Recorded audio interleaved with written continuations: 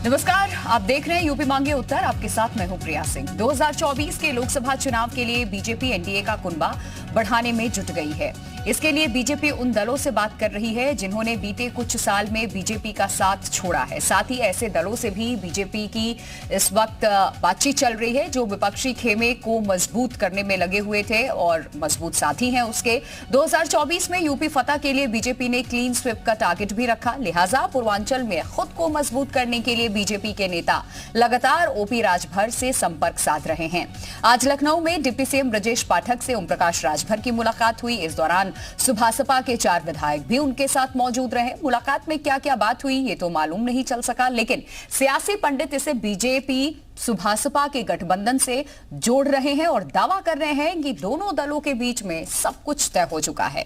Seat sharing पर बातचीत चल रही है जिसके बाद कभी भी गठबंधन का ऐलान भी हो सकता है। उधर बीजेपी आरएलडी के गठबंधन पर भी अटकलों का बाजार गर्म है। हाल ही में बीजेपी के सहयोगी रामदास अठावले और संजय निषाद ने जयंत चौधरी के जल्द बीजेपी में शामिल होने को लेकर के दावा किया था और इस दावे के बाद जयंत चौधरी का एक ट्वीट तेजी से सियासी गलियारों में इस वक्त फैल रहा है। दरअसल 6 जुलाई को जयंत चौधरी ने एक ट्वीट किया जिसमें उन्होंने लिखा था कि खिचड़ी, पुलाव, बिरयानी जो पसंद है सब खाओ। इसके आगे जयंत चौधरी ने लिखा कि वैसे चावल अगर खाना ही है तो खीर खाओ। अब जयंत के इस ट्वीट के कई सियासी मायने निकाले जा रहे हैं। राजनीतिक पंडित जयंत की खिचड़ी को विपक्षी बता रहे हैं, विपक्ष से इसे जोड़कर देख रहे हैं और खीर को बीजेपी बता रहे हैं। तो जयंत के ट्वीट के बाद कन्नौज से बीजेपी के सांसद सुब्रत पाठक ने भी उन्हें बीजेपी से गठबंधन करने का ऑफर दिया। यानी कि जयंत और राजभर को लेकर के बीजेपी खेमे में बहुत कुछ इस वक्त चल रहा है जो शायद आने वाले दिनों में सामने आ जाएगा। ऐसे में अगर जयंत राजभर बीजेपी के साथ आते हैं तो यूपी में विपक्षी एकता के लिए 2024 का चुनाव कितना चुनौती भरा हो सकता है, इस पर खास पैनल के साथ हम चर्चा करेंगे। लेकिन सबसे पहले एक अपडेट रिपोर्ट आपको दिखाते हैं।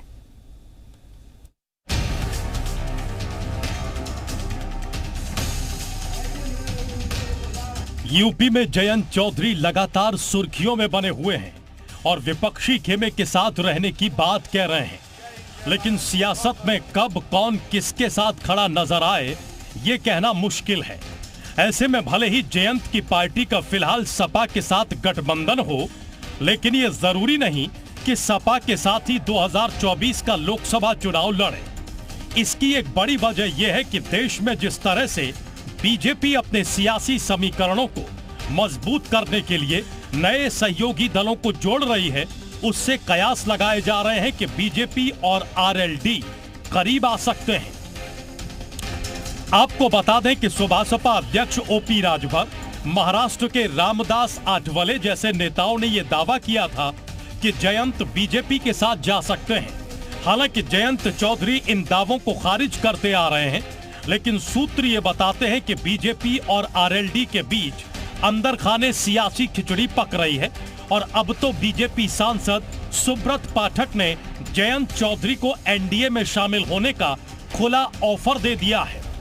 आज जाट समाज जो है वो प्रधानमंत्री से नरेंद्र मोदी जी को एक बार फिर से प्रधानमंत्री बनते देखना चाहता है। उन्होंने पहली बार प्रधानमंत्री से नरेंद्र मोदी जी को प्रधानमंत्री बनाया था 2014 में, और बल्कि वो वोट ही नहीं दिया था, पूरे जाट समाज ने चुनाव लड़ाया था भारतीय जनता पार्टी को। तो जिस समाज का इस प्रकार का समर्थन भाजपा के साथ हो तो स्वाभाविक है अगर जयंत चौधरी भारतीय जनता पार्टी में आ जाएंगे तो अच्छा रहेगा, और नहीं अगर नहीं संग हमारे साथ गठबंधन में आते हैं तो उनका समाज ही उनसे अलग रहेगा। पश्चिमी यूपी में बीजेपी के साथ कोई सहयोगी दल नहीं है, वहीं विपक्षी खेमे की तस्वीर भी साफ नहीं है, जिसके चलते बीजेपी की निगाह जयंत चौधरी पर है। बीजेपी पश्चिम में सियासी समीकरण को मजबूत करने के लिए जयंत को अपने साथ लाना चाहती है, जिसके संकेत अमित शाह ने 2022 में ही दे दिए थे। सियासी पंडितों का भी मानना है कि बीजेपी से जयंत के रिश्ते खिले तो छोटे चौधरी को बड़ी सियासी छलांग मिलेगी। वहीं भगवा खेमा राजस्थान, पंजाब और हरियाणा में मजबूत होगा। एनडीए का पार्ट बनना चाहते हैं जयंत, चूंकि राज्यसभा में भी हैं और सपा गठबंधन के साथ उन्होंने राज्यसभा भी ले ली थी, और ऐसा माना जा रहा है कि मथुरा सीट सहित 2 सीटें या 3 सीटें उनको दी जा सकती हैं भाजपा की तरफ से, और इस बात की भी संभावना है कि वो अपनी पार्टी के साथ अभी इस बात की पुष्टि नहीं है कि वो मर्ज करेंगे, थोड़ा मुश्किल है ये कहना, लेकिन मर्ज कर दें तो कोई आश्चर्य नहीं। लेकिन चूंकि उनकी एक लिगेसी है जो चौधरी चरण सिंह से और जयंत चौधरी तक आती है, तो 3 पीढ़ियों की उनकी सियासत है, तो मर्ज करना थोड़ा मुश्किल लग रहा है। और पश्चिमी उत्तर प्रदेश में जो जाट सियासत है वो जयंत को अपना नेता मानती है। आरएलडी और सपा के बीच रिश्तों में खटास निकाय चुनाव में ही आ गई थी और अब 2024 के लिए जिस तरह से सीट डिमांड की जा रही है उससे नए राजनीतिक समीकरण बन सकते हैं। पश्चिमी यूपी में जाट समुदाय के नेता भी चाहते हैं कि आरएलडी के लिए सपा से बेहतर बीजेपी से दोस्ती रहेगी। अगर जयंत ये 2% वोट लेकर एनडीए में आ जाते हैं तो पश्चिमी यूपी की सारी सीटें बीजेपी एक बार फिर जीत सकती है। ब्यूरो रिपोर्ट, जी मीडिया।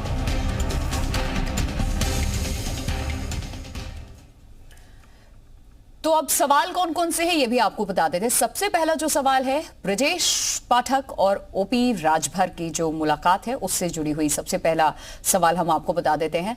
दरअसल ये मुलाकात गठबंधन पर क्या बनी बात, इन दोनों की जब मुलाकात हुई। आपको ये भी बता दें कि 2024 में जयंत खिचड़ी खाएंगे या खीर, क्योंकि जो ट्वीट इन्होंने किया खिचड़ी का संदर्भ था ऑपोजिशन और खीर का संदर्भ निकाला जा रहा है बीजेपी। तीसरा सवाल है जयंत के खिचड़ी पुलाव से सपा को क्या तनाव, क्योंकि इस वक्त समाजवादी पार्टी के साथ वो गठबंधन में अगर ऐसा होता है, ये जो ट्वीट सामने आया है इसको अगर क्लियर कर दिया जाता है आरएलडी की तरफ से, तो फिर जाहिर सी बात है समाजवादी पार्टी से अलग होकर के एनडीए का वो हिस्सा बन जाएंगे। इसके अलावा पूरब पश्चिम के महारथी बीजेपी के बनेंगे साथी, क्योंकि पश्चिमी उत्तर प्रदेश में आरएलडी की पकड़ है, तो जिस तरीके से पूरब में या जो पूर्वांचल का हिस्सा है उत्तर प्रदेश में वहां पर सपा की पकड़ है, इसी वजह से बीजेपी का कुनबा और मजबूत होगा। ये तमाम वो सवाल उठ रहे हैं। तमाम खास मेहमान हमारे साथ चर्चा में जुड़ चुके हैं। चर्चा की शुरुआत करते हैं। सबसे पहले उनका परिचय आपसे करा दूं। बीजेपी के प्रवक्ता आलोक अवस्थी जी हमारे साथ हैं। फराज किदवई है, प्रवक्ता है समाजवादी पार्टी से। सुभाष यादव है, प्रवक्ता है एसबीएसपी से। और आरपी चौहान है, प्रवक्ता आरएलडी के। राजीव रंजन है, राजनीतिक विश्लेषक। बहुत बहुत स्वागत है आप सभी मेहमानों का। और सबसे पहले चर्चा की जो शुरुआत है वो मैं सुभाष यादव जी आपसे करना चाह रही हूं। ये जो मुलाकात हुई है ओम प्रकाश राजभर की ब्रजेश पाठक से, इस मुलाकात के क्या मायने निकाले जाएं? देखिए प्रिया जी, ब्रजेश पाठक आदरणीय ओम प्रकाश राजभर जी के पुराने मित्र हैं, पुराने साथी हैं। काफी पुराने दिनों से वो लोग राजनीति करते आए हैं बसपा के दिनों के अंदर से। तो जाहिर सी बात है कि मित्रता है तो मुलाकातें होती रहेगी, लेकिन राजनीति के अंदर जो कयास लगाए जा रहे हैं, राजनीति के अंदर क्या अटकलों का बाजार गर्म होता रहता है, कयास लगते रहते हैं। क्योंकि माननीय ओम प्रकाश राजभर जी उत्तर प्रदेश के अंदर आज अगर कोई बयान ऐसा भी दे देते हैं तो भी राजनीतिक सुर्खियां बन जाता है। अगर वो दयाशंकर सिंह जी से मिल रहे हैं या ब्रजेश पाठक जी से मिल रहे हैं तो अटकलों का बाजार गर्म हो जाता है। अरे भैया, सत्ता पक्ष के लोग हैं, क्षेत्र की समस्याओं के लिए ब्रजेश पाठक जी से नहीं मिलेंगे तो किससे 4 विधायकों के साथ गए थे सर, ठीक है, दोस्ती आपने बता दिया, पुराने मित्र है, मुलाकात हो गई। चूंकि सियासत में है तो सियासी गलियारों में चर्चा हो रही है। प्रिया जी, विधायकों को लेके जाएंगे तो विधायकों की भी तो क्षेत्र की समस्याएं रहती है, क्या वो अपनी समस्याएं नहीं बताएंगे वहां पे? तो अटकलों का क्या, अटकलों का बाजार लगता रहता है, उसको गर्म होने दीजिए, जिसको जो कयास लगाने लगाइए, लेकिन ये सिर्फ और सिर्फ क्षेत्र की समस्याओं को ध्यान में मतलब अभी वो शुभ मुहूर्त नहीं आया है। सुभाष यादव जी, आप पत्ते नहीं खोलेंगे, आप नहीं बताएंगे, इंतजार कर रहे हैं। सीट शेयरिंग को लेकर के बात अटकी हुई है क्या? प्रिया जी, मैंने बोला ना, सीट शेयरिंग वाला ऐसी कोई भी बात नहीं है। और मैं समझता हूं कि मुझसे ज्यादा आपको इस बारे में पता होगा, और ऐसी कोई चीज रहेगी तो क्या आपसे छुपेगी? मुझे नहीं लगता है आप लोगों से छुपेगी, क्योंकि आप लोग एक ऐसे पत्रकार हो जो चीजें नहीं मालूम रहेगी वो निकाल लेंगे आप लोग। ऐसा कुछ भी होगा तो हमारा शीर्ष नेतृत्व सामने आकर इन सब चीजों के बारे में स्पष्ट कर देगा। ठीक है, ऐसे वक्त में जहां देखिए पहले ऑपोजिशन की मीटिंग हुई, वहां पे आपने कहा न्योता नहीं मिला, हम नहीं गए, न्योता मिलेगा जाएंगे, लेकिन उसके पहले कि ये दोबारा बैठक होती, ये मुलाकात जो बीजेपी के साथ हुई है, तो इसके तो फिर सियासी मायने निकाले जाएंगे ना, यानी कि आप एनडीए का हिस्सा बहुत जल्दी हो सकते हैं, ये खबर भी आ सकती है किसी भी वक्त। ठीक है, आलोक अवस्थी भी हमारे साथ हैं, प्रवक्ता है बीजेपी के। आलोक अवस्थी जी, का हिस्सा बनेंगे कि नहीं बनेंगे तो समय आने पे आप लोगों को पता चल जाएगा। ठीक है, आलोक अवस्थी जी, यही सवाल मैं आपसे भी जानना चाहती हूँ सर। पूर्वांचल में बीजेपी को और मजबूत बनाना है, इसीलिए ओम प्रकाश राजभर को साथ लेकर के चलना है। देखिए, क्या रिपोर्ट है, लेकिन जब पार्टी निर्णय लेगी तो जरूर बताया जाएगा। और इन सब हमारे केंद्रीय नेतृत्व लेता है, पार्लियामेंट्री बोर्ड डिसाइड करता है आगे से गठबंधन होना है किससे नहीं हो। मुझे लगता है कि इस समय चर्चा इस पर होनी चाहिए विपक्ष का नेता कौन हो रहा है और वह कौन व्यक्ति जो है प्रधानमंत्री पद का दावेदार होगा।